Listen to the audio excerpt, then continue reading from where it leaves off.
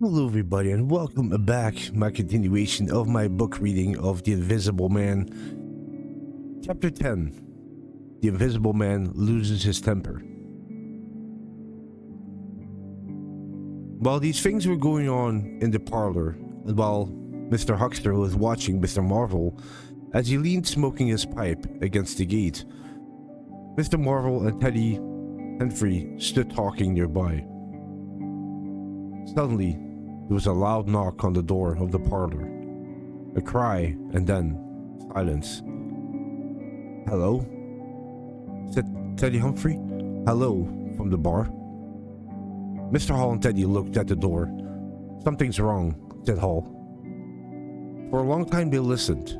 Strange noises were coming from behind the closed door, as if something was falling about. And then, a sharp cry.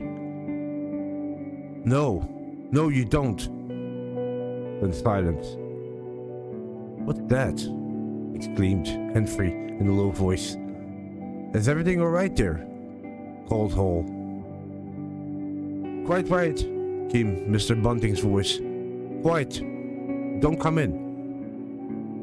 They stood listening. I can't," they heard Mr. Bunting say. "I'll tell you, sir, I will not." "Who's that speaking now?" asked Humphrey.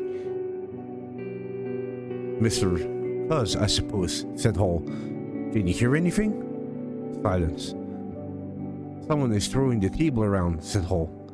Mrs. Hall appeared behind the bar. When they told her, she would not believe anything strange was happening. Perhaps they were moving the chairs and table. "Didn't I hear the window?" said Humphrey. "What window?" asked Mrs. Hall. "The parlor window," said Humphrey. Everyone stood listening. Mrs. Hall looked straight in front of her, saw without seeing the bright shape of the inn door, the white road, and Huckster's shop front shining in the June sun. Suddenly, Huckster's door opened, and Huckster appeared, his eyes staring with excitement, his arms waving in the air. "Stop, thief!" cried Huckster, and he ran towards the yard gates and disappeared. At the time, a noise came from the parlor, and there was a sound of windows being closed. Hall, Humphrey, and everyone in the bar rushed out into the street. They saw someone run around the corner towards the hill road, and Mr. Huckster jumped into the air and fell on his face and shoulder. Hall and two workmen ran down the street and saw Mr. Marvel disappear past the church wall. But Hall had hardly run 12 yards when he gave a loud shout and fell on his side, pulling one of the workmen with him. The second workman came up, and he too was knocked down. Then came the rush of the village crowd. The first man was surprised to see Huckster and Hall on the ground.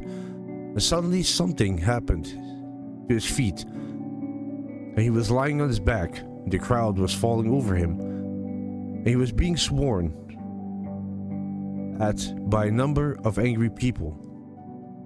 When Hall and Humphrey and the workmen ran out of the house, Mrs. Hall had remained in the bar. Suddenly the parlor door was opened. Mr. Cuz appeared, and without looking at her, rushed down steps towards the corner of the street. "Hold him," he cried. "Don't let him drop those books and clothes.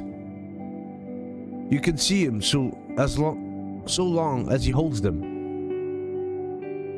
He knew nothing of Marvel, for the Invisible Man had handed over the books and clothes to him in the yard. The face of Mr. Cuz was angry and determined, but there was something wrong with his clothes.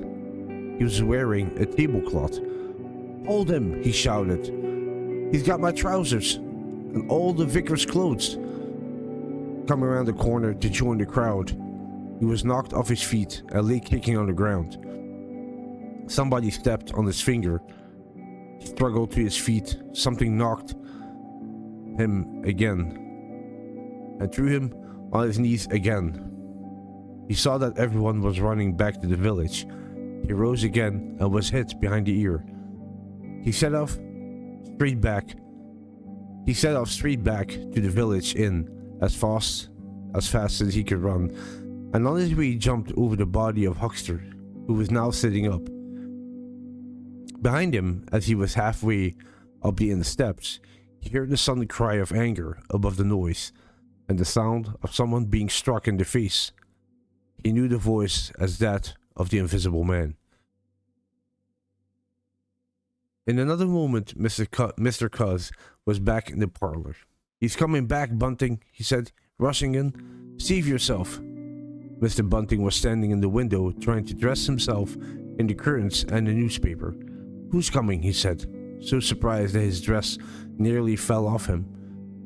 "The Invisible Man," said Cuz, and rushed to the window. "We better move, quick.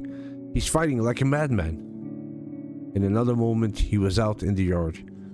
Mr. Bunting heard a frightful struggle in the passage of the inn and decided to leave. He climbed out of the windows and ran up the village streets as fast as his fat little legs could carry him. And that was the end of Chapter 10, The Invisible Man Loses His Temper. Thank you so much for listening. Hope you enjoyed it. If you did, as always, give it a thumbs up. If you didn't, give it a thumbs down.